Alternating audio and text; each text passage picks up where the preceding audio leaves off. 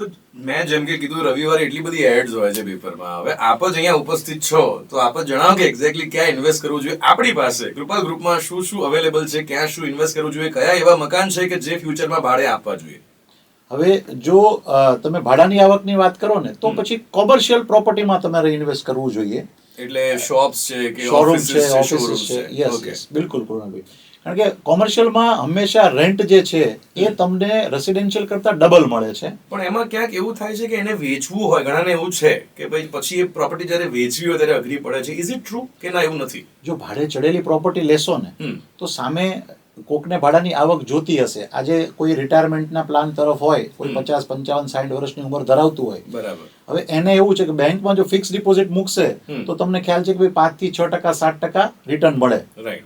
ભાડામાં કેવું છે, કોમર્શિયલ પ્રોપર્ટીમાં એક તો 5, 7, 8% તમને ભાડું પણ મળશે, પ્લસ દર વર્ષે એની કિંમત પણ વધતી જશે, એટલે ડબલ બેનિફિટ થાય.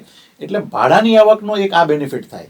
ઓકે. જો તમે યંગસ્ટર્સ છો, 30 થી 50 વર્ષની ઉંમર ધરાવો છો, તો તમારે રોકાણ એવી જગ્યાએ કરવું જોઈએ કે જે જગ્યામાં ગ્રોથની ખૂબ જ પોસિબિલિટી હોય. રાઈટ. જેમ કે અમદાવાદના ઘણા બધા નજીકના ડેવલપિંગ એરિયા છે, બરોબર છે, જેમ કે બાવળા છે, બગોદરા છે, ધોલેરા છે, ધોળકા છે, ત્યાં તમને વ્યાજબી ભાવે આજે પ્લોટ અને બંગલો માટેની જમીન મળી જાય એવું છે.